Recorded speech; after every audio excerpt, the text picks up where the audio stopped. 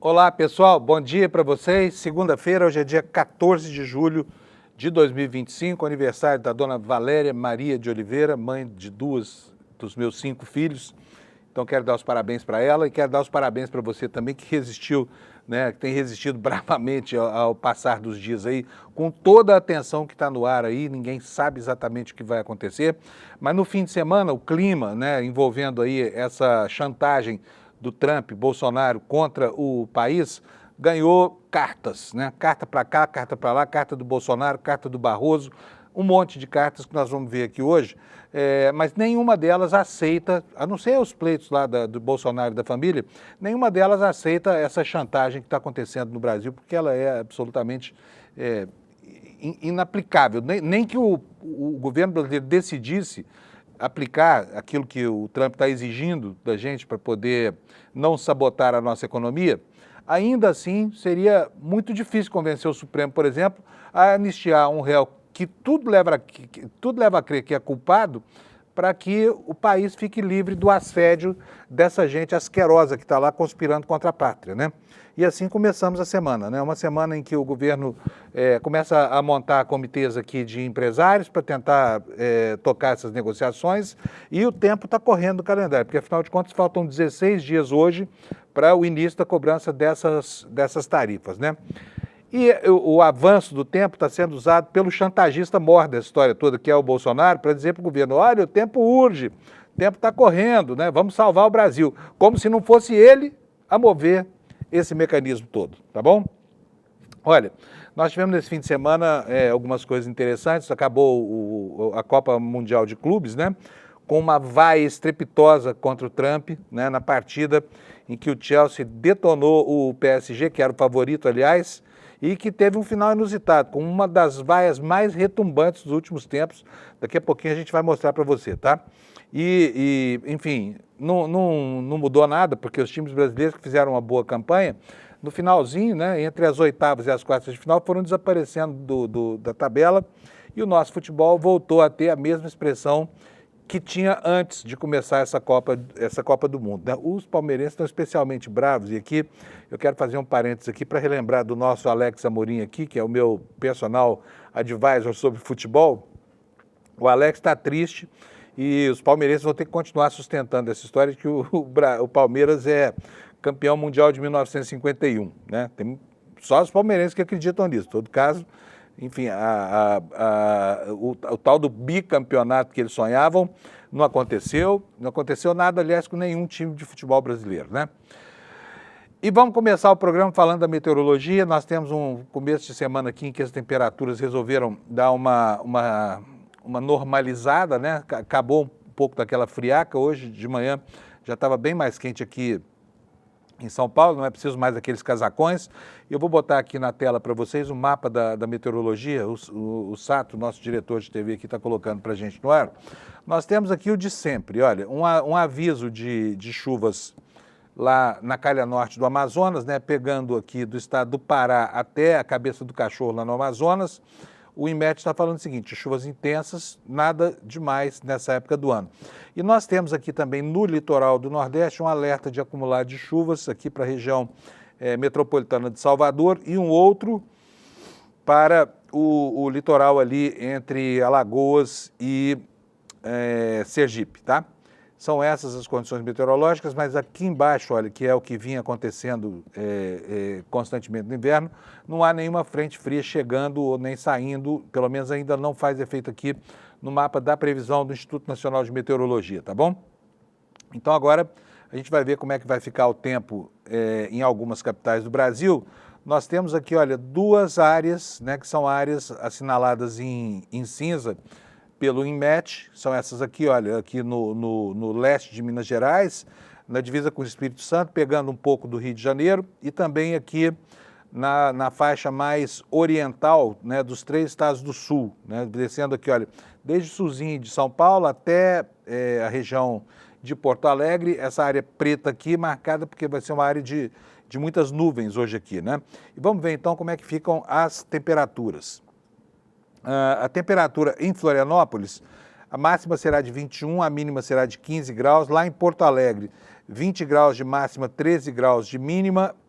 em Curitiba, 21 de máxima, 9 graus de mínima. Em São Paulo, 23 com 10 graus. Portanto, a temperatura mínima aqui de madrugada ainda tá fazendo com que a gente durma debaixo de muitos cobertores, mas o dia vai ser mais quente, né, com temperatura chegando até 23 graus nesta segunda-feira, tá? Dia 14 de julho.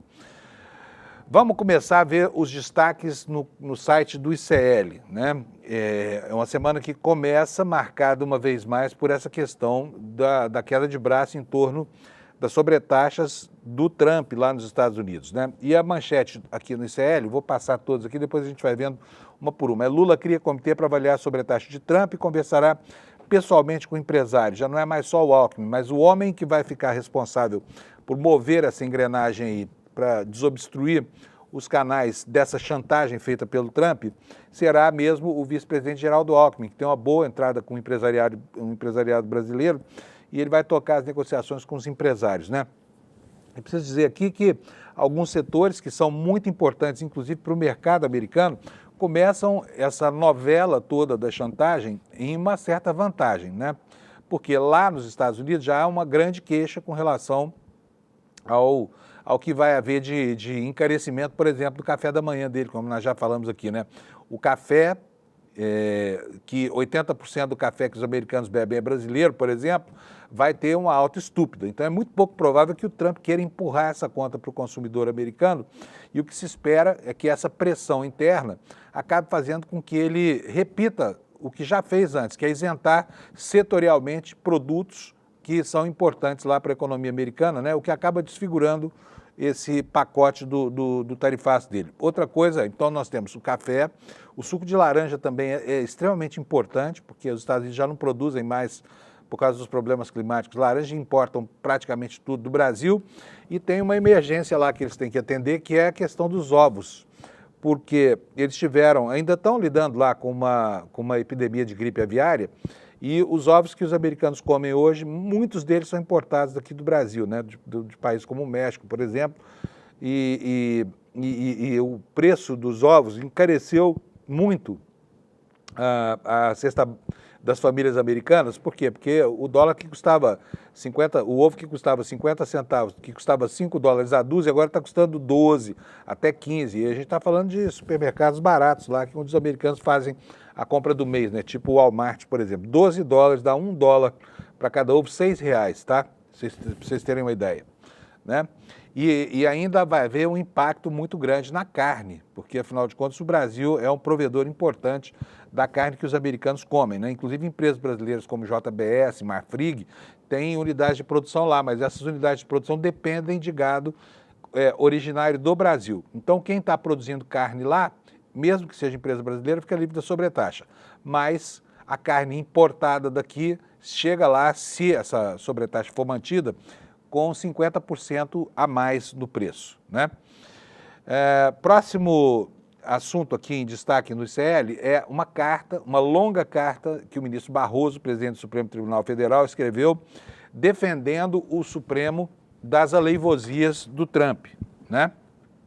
E lá nos Estados Unidos também, olha, uma outra matéria dá conta das dificuldades que as autoridades do próprio governo Trump estão tendo de explicar por que a sobretaxa ao Brasil, um parceiro comercial que possibilitou, como a gente tem visto aí reiteradamente sendo repetido, um superávit nos últimos 15 anos de 410 bilhões de dólares, não é nem reais, é dólar, tá?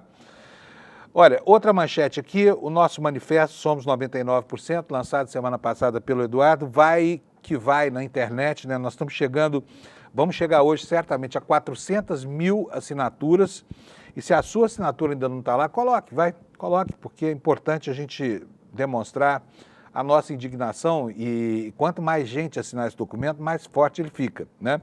É só ir lá no nosso site, 99%.com.br, você vai lá, deixa a sua assinatura, deixa seu CPF, seu nome completo e assina. E aqui eu quero dizer para você o seguinte, você está com medo de que o ICL use isso para fazer promoção comercial, alguma coisa assim? Pode esquecer, tá? Há um compromisso nosso aqui de que essas assinaturas serão usadas apenas com o propósito de estimular, né, a assinatura desse documento. Então, não tenha medo de assinar esse documento, tá? O site é esse aqui, olha, 99%.com.br, tá? 99 em numerais, o porcento por extenso.com.br. Você vai lá e deixa a sua assinatura, quem sabe se a sua não vai ser a de número 400 mil, né? Vamos ver aqui outros destaques aqui secundários aqui na capa do ICL. O primeiro deles dá conta das vaias do Trump, né? Ontem no final do jogo do Chelsea contra o PSG pela Copa Mundial de Clubes, né? Foi uma cena inusitada, porque o Trump apareceu lá para entregar o prêmio, ninguém esperava, e o estádio reagiu quando a imagem dele apareceu no telão. E foi uma vaia memorável. Ele, como é um sujeito debochado, parece que não ligou. Mas certamente o que aconteceu lá, essa vaia, né, um som em uníssono, todo o estádio vaiando esse grande ditador em que está se transformando o Donald Trump, isso dá uma demonstração da impopularidade dele, pelo menos nesse ambiente do futebol, né? E nós vamos ver já, eu vou pedir para o Sato colocar para a gente. Sato, nós separamos aqui alguns dos vídeos, bota para a gente aqui para os nossos internautas verem como é que foi a barulhada ontem lá nos Estados Unidos, por favor.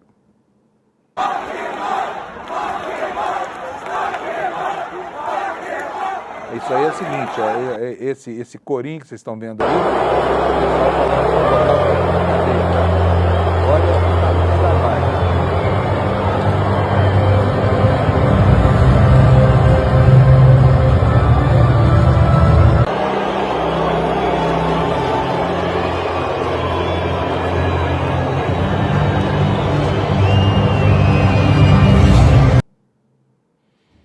Pois é. Quem planta vento, colhe o quê? Colhe tempestade, né? Caso do Trump lá nos Estados Unidos.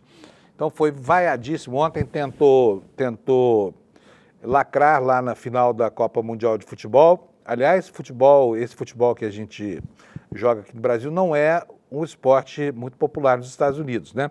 Mas os estádios estavam cheios, né? E a vaia dele ressoou por toda a opinião pública americana. Tomara que tenha aprendido alguma coisa.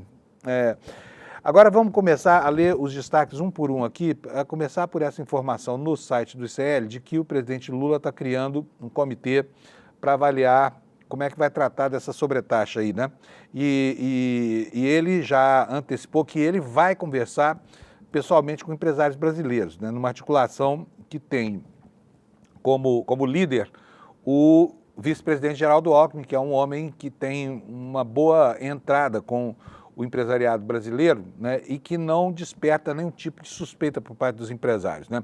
O fato é que há um grande empenho do governo, esse empenho começa a ser sentido agora nessa semana com a articulação desses comitês e o início, né, de uma negociação que não passa de jeito nenhum por abrir mão da nossa soberania ou por pressões contra o Supremo Tribunal Federal para que, nesse jogo de chantagem, o chantagista vença. O chantagista, no caso, Bolsonaro e os filhos, né? O que diz a notícia aqui no nosso site? O presidente Lula determinou na noite do domingo a criação de um comitê interministerial para conversar com os setores mais afetados pela sobretaxa de 50% anunciada pelo presidente Donald Trump a produtos brasileiros. Ele avisou aos ministros que se reunirá pessoalmente com empresários para tratar desse tema e, de acordo com uma fonte que participou dessa reunião que foi organizada pelo presidente neste domingo. Lula recomendou firmeza e sobriedade aos ministros do seu governo e disse que, a partir desse levantamento com os setores prejudicados, ele vai conversar individualmente com cada grupo para tratar uma estratégia conjunta de atuação e de negociação com o governo americano. Segundo uma fonte que participou da reunião, obviamente, o comitê terá a participação dos ministérios da Fazenda, com a presença do ministro Fernando Haddad, das Relações Exteriores com o ministro Mauro Vieira, do Desenvolvimento, Indústria e Comércio com o vice-presidente Geraldo Alckmin, que é o titular, né, que vai pessoalmente conduzir esse processo todo. A nossa reportagem aqui diz o seguinte: essas pastas participaram de reunião com o presidente na noite do domingo no Palácio da Alvorada para falar sobre as próximas iniciativas do governo e também estiveram presentes representantes da Casa Civil, da Secretaria de Relações Institucionais, da SECOM, né, Secretaria de Comunicação Social. Os demais ministérios serão chamados para conversa quando envolverem as áreas de cada pasta, como a agricultura, para tratar dos impactos, por exemplo, né, na produção agrícola do país, que não são pequenos. Entre os produtos mais afetados estão laranja, café, carne bovina e celulose. Produtos importados pelos Estados Unidos são sobretaxados atualmente em 10%, que foi a tarifa anunciada lá em 2 de abril pelo presidente Trump. Ou seja, além das tarifas de importação já cobradas, haverá uma cobrança adicional de mais 10%. Essa alíquota será substituída pela de 50% a partir do dia 1º de agosto. Aí a matéria cita aqui um dos exemplos, que é o caso do etanol, né? Os americanos impunham uma tarifa de 2,5% ao produto que compravam do Brasil. Ela foi elevada depois a 12,5% com a imposição da primeira sobretaxa, né? E com o novo anúncio, então, se prevalecer essa tarifa de 50%, a percentagem que vai incidir será de 52,5% em agosto, tá? 52,5%. É dinheiro pra caramba, né? Vai praticamente inviabilizar, porque o preço desse etanol na bomba, né, vai ficar impraticável para o consumidor americano. A ideia do governo, segundo a nossa reportagem no site do ICL, é fazer um diagnóstico sobre o impacto para a economia brasileira e também para a americana dessa sobretaxa de 50% e levar à mesa de negociação com os Estados Unidos. Isso, de acordo com Lula, se o governo americano estiver mesmo disposto a negociar, né? Vamos ver se haverá essa disposição, porque o mote desse movimento todo, do chantagista do Trump e da chantagem do grupo dos Bolsonaro, é a anistia. E com anistia não há negociação possível. Com anistia não há o que negociar, porque ainda que o governo brasileiro quisesse, que não é o caso, não haveria como a presidência da República pressionar o Supremo Tribunal Federal para amolecer no julgamento do Bolsonaro, né? E aqui a matéria cita mais uma coisa que eu vou detalhar melhor em outra reportagem, que é a carta do presidente Barroso ao Supremo Tribunal Federal. Mas antes dela, eu quero mostrar para vocês algo que aconteceu aqui, que foi uma manifestação do Bolsonaro. Essa manifestação vocês vão ver já aqui na tela de vocês. Pode botar aí, até com um certo tom assim de gozação, de sacanagem. Pode ver aqui, olha, o Bolsonaro foi para as redes sociais, ele ficou calado, né? Calado esse tempo todo. E aí aqui, ele, uma vez mais, ele coloca os termos dessa chantagem. Vocês vão ver aqui comigo. O que ele diz ontem no X? Tá? 13 de julho, meia-noite e 59. 13 de julho, meia-noite e 59. Portanto, foi no comecinho da madrugada de ontem. Ele diz o seguinte, ó, o que falta para o Brasil ser a terra prometida do Ocidente? Ele coloca aqui, olha, número 1, a carta do presidente Trump tem muito mais ou quase tudo a ver com valores e liberdade do que com economia, admitindo aqui que o assunto central, o ponto fulcral dessa encrenca é, na verdade, o que ele deseja, ele Bolsonaro, né? Número 2, não me alegra ver sanções pessoais ou familiares a quem quer que seja. Não me alegra ver nossos produtores do campo ou da cidade, bem como o povo, sofrer com essa tarifa de 50%. Todos conhecem a forma como o chefe da maior potência do mundo negocia. Há pouco seu vice disse na Europa que não mais colocaria recursos do contribuinte americano para depender países que deixaram de lado valores comuns a seus povos, sem estabelecer que valores são esses. Por exemplo, a volta do fascismo não é um valor a ser defendido, né, como pretende o Bolsonaro. O que o Bolsonaro fala aqui? Aqui é o elemento da chantagem. Presta atenção, como é que um chantagista coloca o problema. O tempo urge. As sanções entram em vigor no dia 1º de agosto. A solução está nas mãos de autoridades brasileiras.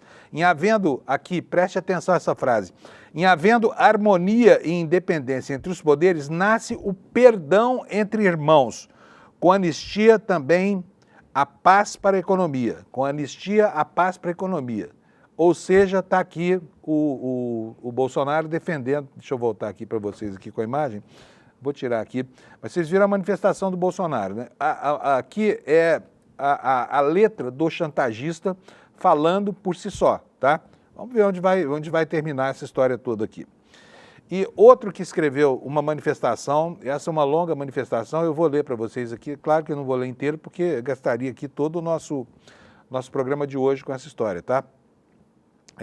Vou colocar para vocês na tela já aqui, essa aqui é uma carta em que o ministro Barroso é bastante assertivo com relação enfim, ao que está acontecendo no Supremo Tribunal Federal, né? Vamos lá então, Vou botar aqui na capa para vocês, para a gente poder ler isso aqui juntinho, vai demorar um pouquinho, não tem problema. Vamos lá. Chegou aí a imagem, Sato?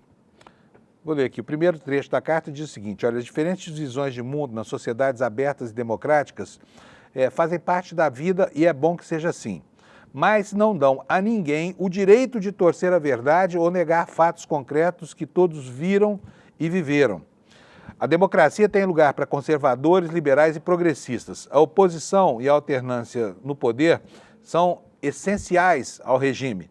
Porém, a vida ética deve ser vivida com valores como boa-fé, busca sincera pela verdade, para que cada um forme a sua própria opinião sobre o que é certo, o que é justo, legítimo, segue uma descrição factual e objetiva da realidade. Aqui o ministro passa a dizer quais são os valores que moveram o Supremo, ou que estão movendo o Supremo Tribunal Federal, né, que eles chamam de a ponta da lança desse projeto ditatorial, né, que prejudica tanto o grupo dos golpistas. Vamos lá, o que diz o ministro Barroso? Nos últimos anos, a partir de 2019, vivemos episódios que incluíram tentativa de atentado terrorista à bomba no aeroporto de Brasília, tentativa de invasão da sede da Polícia Federal, tentativa de explosão de uma bomba no Supremo Tribunal Federal, acusações falsas de fraude eleitoral na eleição presidencial, mudanças num relatório das Forças Armadas que havia concluído pela ausência de qualquer tipo de fraude nas urnas eletrônicas, ameaças à vida e à integridade física de ministros do Supremo, inclusive com a reiteração de pedidos de impeachment, acampamentos de milhares de pessoas em portas de quartéis pedindo a deposição do presidente eleito, acampamento, já li isso aqui, de acordo com, desculpa aqui, me perdi aqui no texto, vou voltar aqui para vocês. E de acordo com denúncia do Procurador-Geral da República, uma tentativa de golpe que incluía um plano para assassinar o presidente da República, o vice e um ministro do Supremo. Foi necessário um tribunal independente e atuante para evitar o colapso das instituições, como ocorreu em vários países do mundo, do leste europeu até a América Latina. As ações penais em curso por crimes diversos contra o Estado Democrático de Direito observam estritamente o devido processo legal, com absoluta transparência em todas as fases do julgamento, sessões públicas, transmissões pela televisão, acompanhadas por advogados, pela imprensa e pela sociedade. Prossegue aqui o ministro Barroso, ensinando ao povo americano como é que um tribunal de repente julga um processo respeitado o rito do devido processo legal. Ele diz o seguinte: para quem não viveu uma ditadura ou não a tem na memória, vale relembrar. Ali sim havia falta de liberdade, tortura, desaparecimentos forçados, fechamento do Congresso e perseguição a juízes. No Brasil de hoje, não se persegue ninguém. Realiza-se a justiça com base nas provas e respeitado o contraditório. Como todos os poderes numa sociedade aberta e democrática, o judiciário está sujeito a divergências e críticas, que se manifestam todo o tempo, sem qualquer grau de repressão. Ao lado de outras instituições, como o Congresso Nacional e o Poder Executivo, o Supremo tem desempenhado com todo sucesso os três grandes papéis que lhe cabem: assegurar o governo da maioria, preservar o Estado Democrático de Direito e proteger os direitos fundamentais. Por fim, cabe registrar que todos os meios de comunicação, os físicos e os virtuais, circulam livremente, sem qualquer forma de censura. O Supremo tem protegido firmemente o direito à livre expressão, entre outras decisões, declarou inconstitucionais a antiga Lei de Imprensa, editada pelo regime militar, as normas eleitorais que restringiam o humor e as críticas a agentes políticos durante as eleições, bem como as que proibiam a divulgação de biografias não autorizadas. Mais recentemente, assegurou proteção especial a jornalistas contra tentativas de assédio pela via judicial. É a carta que o ministro Barroso fez, ensinando lá para os governantes americanos com quantos paus se faz uma canoa institucional segura, né, para que o país possa atravessar o mar turbulento dessa crise gerada pelos chantagistas da turma do Bolsonaro, tá bom? Então foi essa aqui a manifestação oportuna. Até agora o Supremo institucionalmente não havia falado ainda. Por quê? Porque a defesa do país caberia, como coube até aqui, né, ao presidente da República, né, ao Lula, né? Então está aí a carta que já está repercutindo em todos os jornais brasileiros. E outra coisa que está repercutindo muito é a nossa carta. É o manifesto aqui do ICL. Você provavelmente já assinou. Se não assinou, aproveite agora para assinar. Olha só a manchete aqui no site do ICL. Somos 99%. Manifesto lançado pelo ICL passa de 396 mil assinaturas e pede na manchete a sua participação. Logo aqui no alto da página você já pode ver aqui o site. Olha, super simples, 99%.com.br. É só você entrar aí e fazer deixar aqui 3 campos de dados pessoais, é coisinha à toa, dados que serão protegidos pelo ICL, não serão usados para nenhum tipo de promoção. E você assina esse manifesto que daqui a pouquinho, aliás, eu já vou pedir para o pessoal aqui, para o Kleber, para o Eduardo me ajudarem, se a gente chegar em 400 mil durante o programa aqui, por favor avisem, tá? É provável que isso aconteça agora no N1. Mas vamos lá, se você não assinou, assina aí, vamos ver se a gente consegue romper essa barreira dos 400 mil ainda aqui no nosso Desperta, tá bom? Eu vou até dar uma olhadinha lá no site, porque tem aqui informação de quantas pessoas já assinaram. Quem sabe a gente já não está para lá dos 400 mil, não é verdade? Então está aqui, olha, na tela para vocês, está aqui o site. Para assinar, é só vir aqui, ó, escreveu aqui 99%.com.br. Se quiser, você pode rever o vídeo do manifesto do Eduardo Moreira e aqui assinar o abaixo-assinado. Olha aqui, ó, 398.621 pessoas. Portanto, está faltando aqui menos de 1.400 para a gente chegar em 400 mil. Será que você pode dar uma ajudinha aí, se você não assinou? Vai lá, assina, olha, é só deixar aqui, ó, o nome, o e-mail, o CPF e pronto. Você está... clicar aqui nesse botão azul e você está dentro do nosso manifesto, tá bom? Então, é isso aí. Deixa eu ver se tem mais alguma informação aqui sobre isso, sobre o manifesto do ICL, só para a gente ver aqui alguma atualização. Manifesto Somos 99%, lançado na segunda por Eduardo Moreira, fundador do ICL, está fazendo história, já superou a marca de, como nós vimos agora há pouco, 398 mil assinaturas. A campanha denuncia os privilégios da fração mais rica da população, o 1% mais rico da população, que concentra sozinho, 63% da riqueza nacional, além de criticar os abusos de políticos fisiológicos e servidores, como os do judiciário, por exemplo, né, que teimam, apesar da vedação constitucional, em ter supersalários.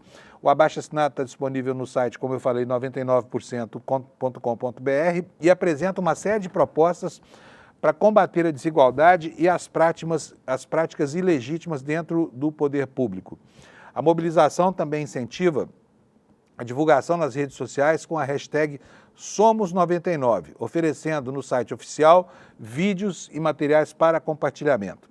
Entre as principais reivindicações estão fim dos supersalários no setor público, extinção das emendas secretas, redução da carga de trabalho para os trabalhadores, obviamente, tributação mais justa sobre os mais ricos, combate à impunidade entre políticos, juízes, empresários, banqueiros e militares, divulgação ampla no portal da transparência, cobrança de dívidas bilionárias de grandes latifundiários e empresas e proibição de eventos políticos considerados vergonhosos e sem transparência, tá bom? Então tá aqui, esta é a informação no nosso site. Agora nós vamos voltar aqui aos movimentos midiáticos da semana, porque houve duas coisas, né? Nós tivemos aí, primeiro, essa manifestação do Bolsonaro, né, dizendo aí, reiterando sua chantagem, dizendo que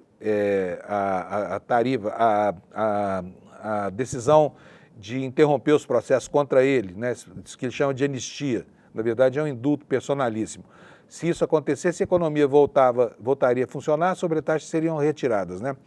Gostaria de saber até aqui com que autoridade ele fala, porque existe também um outro viés, que é um pouco mais, digamos, técnico, né, nessa questão, que é a imposição injusta das sobretaxas no momento em que o Brasil é deficitário na relação comercial com os Estados Unidos, né? Mas vamos ver quais foram as manifestações no fim de semana. Quero colocar primeiro a manifestação do Bananinha, do Eduardo Bananinha, que é esse golpista que está lá complicando a cada dia mais a situação dele. Logo, logo ele vai ter que responder por isso aqui perante o Supremo Tribunal Federal. O processo está em curso, né? Mas ele não para. Ele é uma máquina de produzir a discórdia e a desídia, né, aí para o Brasil. Então vamos ver o que foi que o Bananinha disse nesse fim de semana. Roda para nós, Sato, por favor. And how can I go to the jail if what the United States is using is a legal tool, is the tariffs? It clearly shows that Alexandre de Moraes and Lula da Silva considers the United States as a criminal organization. Despite our vice president did go to the inauguration of the new president of Iran, and he was together along with leaders of Jihad Islamica, Hamas, Hezbollah, Houthis, and many others. How can you answer tariffs with prison? There is no way to do that. That's why there is no way to consider Brazil a democracy anymore. Trump was right in his letter to Lula da Silva when he called Brazil as a regime. Because in regimes, they go after trying to arrest people in exile when they denounce their human rights violations. And usually in the regimes, they go after the family of the exiled one because they did not touch people outside of their countries. And that's why me, my brother Carlos, my other brother Renan, my father Jair Bolsonaro, almost everybody in my family are facing some unfair trials. So please, I humbly ask for Trump, Secretary Rubio, with the full support of the Congress, where you have great people talking true things about Alexandre de Moraes, and you do not have no one else defending Alexandre de Moraes. In this scenario, Mr. President Trump, Secretary Rubio, I ask you, apply Global Magnitsky Act against these people. They are not regular judges, they are not regular politicians. They are criminals. They are crooked people that you only respect someone else if they feel the power on their heads. So please do that in favor to rescue our democracy, in favor of all of those that cannot fight back against this regime, that cannot fight back against this lawfare. You have a congressman in Brazil, Daniel Silveira, that is in prison for almost 9 years because he did a video. You have Jair Bolsonaro about to be condemned for almost 40 years in jail, not because of crime, but because they wanted to clean the way to other political forces in the next year election. Please do that, and Brazilians will be very thankful for you. God bless you, God bless Brazil, God bless America. E depois esse canalha, esse miserável desse deputado Eduardo Bolsonaro, já quase ex-deputado, diz que não está conspirando lá. Agora, é claro que ele é um lesa-pátria, pedindo lei Magnitsky para várias autoridades brasileiras. Como assim vai sujeitar a autoridade de um país estrangeiro, que é o dele, né, a uma legislação de guerra americana, uma legislação absolutamente estigmatizante? Olha, sinceramente, assim, é de se duvidar que esse intento, né, de levar punições ao pé da letra, assim como está sendo proposto por essa gente, seja viável até mesmo no contexto de um maluco total, que é esse Trump lá na presidência dos Estados Unidos, porque a irresponsabilidade seria gigantesca, né, de fazer isso, promover esse tipo de perseguição, aí sim, uma caça às bruxas, né, usando uma lei americana para interferir num país que não são os Estados Unidos, né. Enfim, vamos ver onde que vai dar isso, mas assim, o nível de insanidade presente, ele até agora, ele prova que o Trump é capaz de produzir ameaças por qualquer motivo, né? Pelos motivos ideológicos que estão colocados na mesa, por motivos econômicos, por motivo nenhum. Agora, dar a isso a consequência institucional que com toda a gravidade que isso coloca, que essa situação coloca, é algo que está aí para ser provado ainda, né? Se é que o Trump vai ter coragem. Até agora, o que ele faz? Ele age como os patriotários brasileiros agiam aqui quando estavam acampados nos quartéis. Ele fala assim, ó, daqui 72 horas. No caso do Trump é dia 1º de agosto. Já adiou isso tudo, era 21 de julho. Antes era em junho, antes era em maio. Então ele faz a bravata, atualiza ali a perversidade, gera com isso efeitos no comércio mundial, mas na hora H não aplica as tarifas, tá? É o que a gente vai ver acontecer nas próximas 2 semanas, né, se tudo der certo. Aí é o seguinte, o Bananinha foi lá fazer mais uma vez a sua peroração chantagista e o Lula respondeu com uma piada, tá? Nós vamos ver agora a resposta do Lula. Nem falou nada de Eduardo Bananinha, nem de Bolsonaro, mas vamos lá. Vamos ver o Lula falando de jabuticaba. Eu vim chupar jabuticaba de manhã, porque eu duvido que alguém que chupe jabuticaba fique com mau humor. Eu vou levar a jabuticaba para você, Trump. E você vai perceber, sabe, que o cara que come jabuticaba de manhã num país que só ele dá jabuticaba, sabe, não precisa de briga tarifária. Precisa de muita união e de muita relação diplomática. É isso.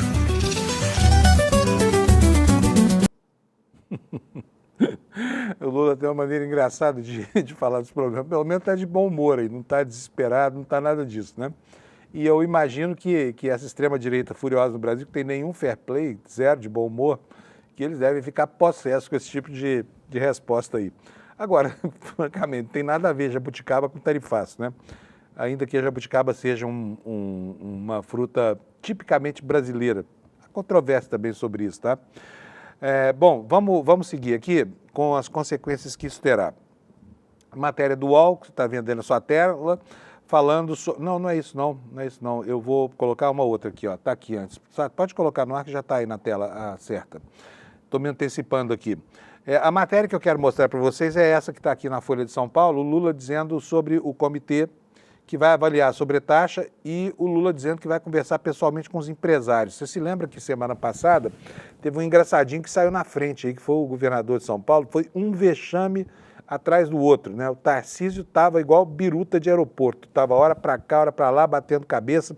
No fim das contas, ele se ferrou com todo mundo, inclusive com aqueles que ele precisava, que ele pretendia bajular, que é o pessoal do Bolsonaro. Afinal de contas, Tarcísio e bolsonarismo são assim, ó, carne e unha, é a mesma coisa. Ele tenta passar uma imagem de equilíbrio que não cabe naquele corpinho, não cabe nem minimamente. E aí começa a fazer bobagens em série, né? Eu imagino que essa semana vai ficar quietinho, porque só fez merda semana passada inteira, né? Num único dia, ou ao cabo de 2 dias, ele conseguiu desagradar os bolsonaristas, mesmo tendo ido a Brasília para se encontrar com o Bolsonaro, aproveitou lá uma confraternização de comemoração das sobretaxas numa churrascaria para puxar o saco do Bolsonaro, saiu de lá no dia seguinte e foi procurar a Embaixada dos Estados Unidos para propor uma negociação.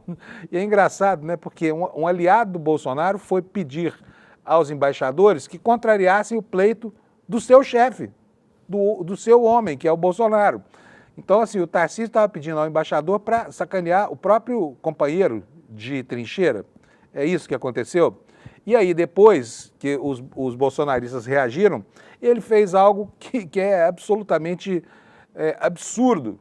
Por quê? Porque não cabe, não há uma explicação para o que ele fez, que é procurar os ministros do Supremo para tentar sugerir que deixassem o Bolsonaro ir para os Estados Unidos para ele negociar. Ou seja, o que o Bolsonaro... Fala sério, gente, eu sinceramente tenho dificuldade para entender, talvez vocês me ajudem aí. O que vocês acham que o Bolsonaro poderia negociar com o Trump, em nome do governo brasileiro? Fala sério. É ele quem faz a chantagem. Então estou colocando o chantagista para discutir com outro chantagista os termos da chantagem. É um absurdo. Tudo para quê? Provavelmente para facilitar a fuga desta ave gorda que chama Jair Messias Bolsonaro para os Estados Unidos, né? E me espanta saber que o cara, governador de um estado, tem a cara de pau de fazer uma proposta como essa, depois de um dia inteiro, como eu falei, como biruta de aeroporto, virando para cá e para lá, tentando encontrar um espaço para lacrar. Não deu certo, ele não tem legitimidade, não tem a função institucional, quem vai tentar alguma negociação e que não é a negociação que os bolsonaristas querem, é o governo brasileiro, né, o Palácio do Planalto. E por isso essa manchete hoje aqui na Folha de São Paulo, o presidente, por enquanto, fazendo tudo certinho, criando um comitê agora para avaliar as sobretaxas, com a promessa de que ele vai falar pessoalmente com os empresários. E isso o Lula faz muito bem, né? Essa interface com o empresariado ele sabe fazer muito bem. A matéria do UOL nos diz o seguinte, olha, o presidente Luiz Inácio Lula da Silva determinou na noite deste domingo a criação de um comitê interministerial para conversar com os setores mais afetados pela sobretaxa. Avisou aos ministros que vai se reunir pessoalmente com os empresários para tratar desse tema, de acordo com uma fonte que participou dessa reunião. Lula recomendou firmeza e sobriedade dos ministros do seu governo e disse que a partir desse levantamento com os setores, ele vai conversar individualmente com cada grupo para traçar uma estratégia conjunta de atuação e de negociação com o governo americano. Segundo uma fonte, o comitê terá a participação dos ministros da Fazenda, Fernando Haddad, das Relações Exteriores, Mauro Vieira, do Desenvolvimento, Indústria e Comércio, Geraldo Alckmin. Portanto, o Lula aqui assumindo a sua função de negociador, ele vai atrás da responsabilidade que lhe compete e vai levar o assunto adiante, tá bom? Vamos mudar agora de assunto?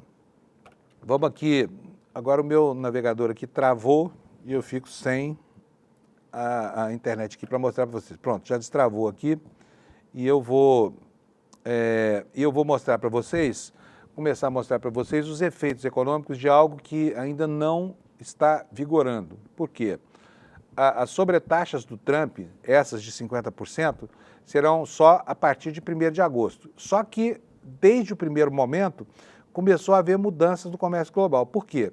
Por exemplo, nós tínhamos 58 contêineres de carne no Porto de Santos prontos para embarcar para os Estados Unidos. Os importadores lá cancelaram a encomenda. Por quê? Porque o navio vai chegar depois da data em que a sobretaxa estará vigorando. E aí essa carne está sujeita a uma tributação de 50%. Em compensação, o que foi que aconteceu lá nos Estados Unidos? A população começou a se mobilizar e começaram a ver vídeos na internet falando o seguinte: pô, o Trump quer defender um corrupto, um bandido brasileiro, que é o Bolsonaro, e eu tenho que pagar a conta no meu café da manhã, eu tenho que pagar 50% a mais para tomar o suco de laranja, que é sagrado lá, faz parte da cultura culinária lá dos Estados Unidos, do café da manhã. Então começa a haver uma reação lá. E, por outro lado, a gravidade dessa tarifa anunciada pelo Trump, ela também fará muitos estragos lá nos Estados Unidos. Então, aí agora é uma questão de convencimento, né? De mostrar para esse acelerado do Trump que eles vão sofrer lá também. Por quê? Porque o Brasil não é uma republiqueta de bananas, né? Nós temos banana também, mas não somos uma republiqueta de bananas. Então vamos lá, tem aqui no G1 hoje uma matéria sobre alguns setores afetados, né? O setor de produção de mel, o setor melífero lá no Nordeste foi um desses setores, olha, e é muita gente, hein? São muitos produtores, são 12 mil produtores que já foram afetados, porque as remessas de mel foram canceladas para lá, tá? Foram canceladas. Vamos ler aqui o que diz o G1. Exportações de mel orgânico do Piauí para os Estados Unidos foram diretamente afetadas pelo anúncio de Donald Trump de que vai impor a tarifa de 50% sobre produtos importados do Brasil. O G1 elaborou perguntas e respostas para tentar entender por que, mesmo sem entrar em vigor, essa taxa já está afetando a produção de mel. O tarifaço de Trump, anunciado na quinta, causou cancelamento imediato de grandes encomendas de mel orgânico brasileiro que iriam abastecer o mercado norte-americano. Se você não sabe, aqui a matéria do G1 explica, o Brasil é um dos maiores produtores de mel do mundo e o Piauí é um dos estados líderes nessa produção nacional. Duas grandes operações foram canceladas, uma de 585 toneladas de mel orgânico do grupo Sama, que é um dos maiores exportadores do planeta, e 95 toneladas de mel da cooperativa Casa Apis, que é localizada lá no sul do estado do Piauí. E aqui a matéria explica por que os compradores dos Estados Unidos cancelaram esses pedidos. Ela diz o seguinte: os importadores temem que o mel chegue aos Estados Unidos após a entrada em vigor da nova tarifa, o que aumentará significativamente o custo do produto. Só no caso do Grupo Sama, o impacto seria de 6 milhões de dólares a mais no valor dessa carga. Quem são os produtores afetados? Pelo menos 12 mil pequenos produtores do Nordeste brasileiro que vendem para o Grupo Sama, especialmente dos estados do Piauí, do Ceará, Maranhão e Bahia. O mel que eles fornecem é beneficiado em indústrias no Piauí e em São Paulo antes da exportação. Os Estados Unidos consomem 80%, olha só a importância dos Estados Unidos para esse segmento da atividade econômica aqui no Brasil. Os Estados Unidos consomem 80% do mel produzido no Brasil, quer dizer, de cada 10 quilos de mel, 8 vão para lá e 2 para outros lugares, inclusive para abastecer o mercado interno. Em 2024, o Piauí liderou o ranking brasileiro de exportação de mel para o país, embora não tenha sido o maior produtor. O Piauí é o 22º estado em exportações para os Estados Unidos, mesmo assim tem uma relação muito forte, em torno de 85% da exportação de mel do Piauí vão para o mercado americano, aponta o gestor cooperativo da área internacional e mercado de federações e de mercado da Federação da Indústria do Piauí, FIEP. O que acontecerá com esse mel que já estava pronto para ser exportado? No caso do Grupo Sama, uma parte da carga já estava no porto, outra em beneficiamento e o restante ainda em trânsito. Com o cancelamento, o produto precisa ser armazenado em câmaras refrigeradas. Isso acaba encarecendo, né, a produção. Por quê? Porque custa caro manter esse mel todo em baixa temperatura.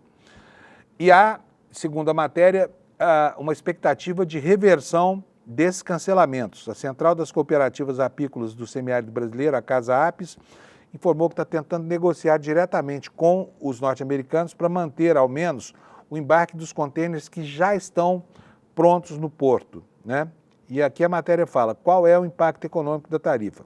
Além do prejuízo imediato com os cancelamentos, o setor teme uma queda nas exportações e um aumento dos custos logísticos. O mel orgânico brasileiro pode perder competitividade no mercado internacional. Olha, agora, o que está acontecendo é o seguinte, desde que na segunda-feira esse assunto veio à baila, os próprios empresários estão tentando redirecionar os seus fluxos para outros países do mundo, estão tentando encontrar clientes, né? Então, se essa crise perdurar muito, é óbvio que o Brasil vai encontrar meios para colocar a sua produção. É improvável que, por exemplo, o mercado brasileiro absorva as 585 toneladas de mel desse grupo que é o maior exportador brasileiro. Mas há outros compradores no mundo, né? A Ásia, por exemplo, é uma esponja, o que oferecer para ela, ela vai comprar. A questão é que no direito, no comércio internacional, vale a mesma máxima da vida de qualquer cidadão. Quanto maior a oferta, menor o preço. Então, é provável que esse tipo de coisa traga, sim, prejuízos para os exportadores brasileiros, porque a oferta que aumenta na medida em que os Estados Unidos fecham os seus portos lá para os produtos brasileiros, ela aumenta para aqueles que estavam aguardando uma oportunidade melhor para comprar, tá bom? Então, prejuízo vai haver de qualquer forma. Vamos ver onde é que essa loucura toda vai parar, né? Gente, olha, esta semana será uma semana quente de novo lá na área do Supremo. Por quê? Porque vai ser dado curso, vai ser dado seguimento aos processos contra a trama golpista, né?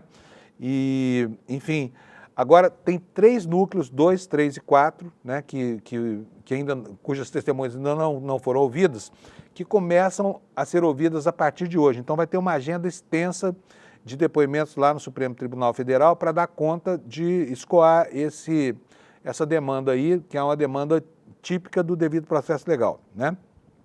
Vamos ver o que diz a notícia aqui do UOL. O Supremo Tribunal Federal começa hoje a fazer audiência com as testemunhas de defesa e de acusação dos núcleos 2, 3 e 4 da ação penal sobre a tentativa de golpe de Estado para manter Bolsonaro no poder. Testemunhas serão ouvidas entre os dias 14, hoje, né, e 23 de julho, no Supremo Tribunal Federal. As audiências começarão com as testemunhas de acusação e depois, de novo, ele, né, o indefectível Mauro Cid, réu no núcleo 1, será ouvido como informante em razão do acordo de delação premiado. Em seguida, será a vez das testemunhas da defesa.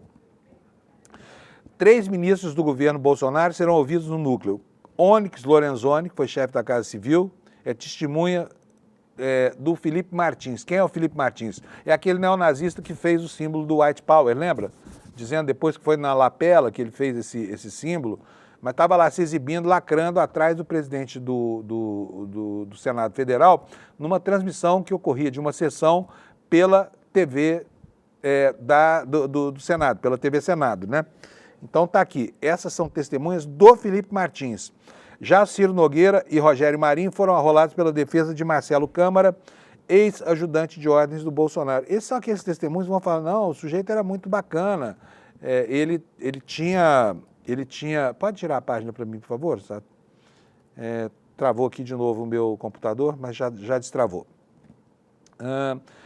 Vamos a outra questão. É o seguinte, nós tivemos, há cerca de um mês, a aprovação daquela lei de reciprocidade tarifária, né? Uma lei que foi elaborada para que o agronegócio pudesse enfrentar e retaliar barreiras não alfandegárias do mercado europeu contra produtos brasileiros. A luta era contra o protecionismo. E durante muito tempo o agronegócio batalhou por essa lei, porque esse era um importante instrumento de equiparação da condição em que acontecem as transações no mercado financeiro internacional, né? Só que essa lei não foi regulamentada. Ela não foi regulamentada e agora ela está lá à disposição do governo para que ele a use para enfrentar essa pancadaria toda, né, que tem recebido lá por causa dessa chantagem do Bolsonaro e do dono do mundo, Donald Trump. Então está aqui o Valor Econômico explicando para a gente que o governo deve regulamentar a lei de reciprocidade tarifária até terça-feira, promessa do vice-presidente Geraldo Alckmin, né? A matéria diz o seguinte: o vice-presidente da República, ministro do Desenvolvimento da Indústria, Comércio e Serviços, Geraldo Alckmin, disse na manhã deste domingo que a regulamentação da lei da reciprocidade tarifária deve sair até terça-feira, portanto, amanhã, e que o governo vai continuar trabalhando junto ao setor privado para reverter a taxação. Em São Paulo, o ministro afirmou que o Brasil vai trabalhar no sentido de reverter a taxação imposta pelos Estados Unidos de até 50% sobre as importações brasileiras, além de recorrer à Organização Mundial de Comércio, que hoje não apita quase nada, né? Esses órgãos aí multilaterais, tanto a ONU quanto os seus braços no comércio, que OMC, organização, enfim, outros braços aí dessas entidades multilaterais não estão funcionando, mas o Brasil vai recorrer a eles. Aqui na fala do Alckmin, a ideia central de como é que será conduzida essa negociação. Segundo ele, a ideia é conversar muito com o setor privado, ou seja, aqui no Brasil, né? Seja da agricultura, no setor de laranja, café, setores agrícolas importantes, carne, industrial, aço, falou o vice-presidente. Mais cedo, o ministro da Casa Civil, Rui Costa, já havia confirmado que o governo iria regulamentar esta semana, por decreto, a lei da reciprocidade tarifária. O objetivo, segundo ele, é eventualmente retaliar os Estados Unidos caso o país não retire a tarifa imposta de 50% contra o Brasil até o início de agosto. Portanto, a esperança vã de Bananinha e outros bananões por aí, de que isso poderia levar a um movimento de inflexão do governo, enfim, não, isso não está nem sequer sendo considerado, tá bom? Olha só, como é que seria processada essa retaliação? Diz aqui a matéria do Valor Econômico. Essa retaliação, segundo Costa, seria por meio de várias medidas, não serão apenas taxas, outras medidas serão adotadas, falou ele aos jornalistas. Alckmin declarou também que há uma integração produtiva entre Brasil e Estados Unidos, principalmente em relação ao aço. Abre aspas aqui de novo para a fala do Alckmin. O Brasil é o terceiro maior comprador do carvão siderúrgico dos Estados Unidos, faz o aço semiplano e vende para os Estados Unidos, que faz o aço plano, faz o motor, faz o automóvel, afirmou o vice-presidente e ministro do Desenvolvimento, Indústria e Comércio, tá bom? Essa é, então, a orientação. Hoje a gente vai ver a maturação dessa ideia, a formação dos primeiros grupos. Amanhã, a regulamentação da lei que vai permitir ao Brasil reagir a esse atrevimento do Trump lá nos Estados Unidos, né, que está utilizando a força do comércio internacional para constranger instituições de um país democrático como o Brasil. Já falei para vocês da reação do Bolsonaro, né? E aqui eu tenho aqui uma matéria no Poder 360 que repercute isso aqui que o Bolsonaro falou, porque afinal de contas é uma ameaça impressionante, né? A anistia trará paz para a economia, diz Bolsonaro. Agora me explica aí, você que está assistindo aqui a gente falar sobre o assunto, qual é a relação entre economia e anistia para esse pilantra do Bolsonaro? Que relação pode haver entre o constrangimento ao Poder Judiciário que ele está provocando e o sacrifício dos trabalhadores brasileiros que vão perder o emprego e dos empresários que vão ficar em péssima situação caso as pautas comerciais já negociadas não possam ser cumpridas, né? O Poder 360 nos diz o seguinte, olha, o ex-presidente Jair Bolsonaro, nesse domingo, diz que está nas mãos das autoridades brasileiras o poder para negociar e tentar revogar a tarifa de 50% imposta pelo presidente Trump. De maneira indireta, Bolsonaro sugere que a saída seja, de alguma forma, os três poderes da República atuarem para anistiar os envolvidos, ou para anistiá-lo, né? Vamos falar a coisa como deve ser. Ele está nem aí para esses bagrinhos do 8 de janeiro, que ele direcionou para lá, através dos seus mecanismos lá de coação pelas redes sociais, mas agora, quando ele fala de anistia, está falando dele, né? Não há dúvida disso, né? O tempo urge. As sanções entram em vigor no dia 1º de agosto. Nós já vimos esse trecho aqui da manifestação do Bolsonaro. A solução está na mão das autoridades brasileiras. Em havendo harmonia e independência entre os poderes, nasce o perdão entre irmãos. Perdão entre irmãos. E com a anistia também para a paz na economia, escreveu ele no seu perfil do X. Segundo o ex-mandatário brasileiro, assinala aqui o Poder 360, a mensagem de Trump está mais relacionada a valores e liberdade do que propriamente à economia. Também afirmou que não se alegra com as sanções pessoais ou familiares, nem com o impacto das tarifas sobre os produtores rurais e a população. Ele diz aqui, a carta do presidente Trump tem muito mais, ou quase tudo a ver com valores e liberdade do que com economia, escreveu o celerado do Jair Messias Bolsonaro. Bom, estou encerrando aqui o noticiário de agora de manhã e quero dizer para vocês o seguinte, você não pode deixar de acompanhar no próximo dia 27 o lançamento de uma plataforma, mais uma bolada pelo Eduardo Moreira, aqui do ICL, uma promoção muito legal que você vai conhecer agora nos próximos dias. Nós aqui na sexta-feira conhecemos também o que é isso, ficamos muito impressionados, você não vai perder. Quero que o Sato ponha aqui nessa câmera aqui, porque olha aqui, ó, ICL Eterno, né? E está aqui, não é só uma coisinha, é uma mudança radical em algumas coisas aqui do ICL, tá bom?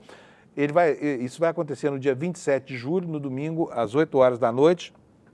Você pode, desde já, garantir a sua vaga aqui, olha, nesse link que está aqui embaixo de mim, despertaicl.com.br, tá bom? Você que está conosco já há tanto tempo e você que nos observa, ainda que não seja uma das pessoas que ajudam a manter a nossa produção, não tem problema. Você vai gostar muito de conhecer isso que o Eduardo vai apresentar para nós no dia 27 de julho, no domingo. Portanto, não deixe de acompanhar. Faça logo a sua inscrição no despertaicl.com.br, tá bom? Eu volto com vocês amanhã, às 7 horas da manhã, para ver o que foi que aconteceu com este confuso planeta redondinho chamado Terra. Tchau, obrigado pela audiência e até amanhã.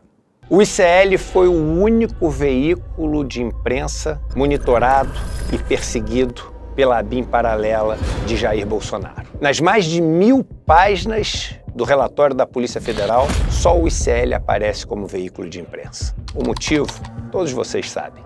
O jornalismo independente, que não tem patrocínio nem verba de empresas nem de governo e fala o que tem que ser falado. Eles tentaram destruir o ICL, mas eles não conseguiram. Agora, o pior para eles ficou guardado para depois. Mais especificamente para o dia 27 de julho. É nesse dia que eu vou anunciar as novidades mais revolucionárias da história do ICL. O início de um novo capítulo do ICL. E se o ICL já tirava o sono dessas pessoas antes, depois do dia 27, elas vão ver o tamanho do problema que elas compraram.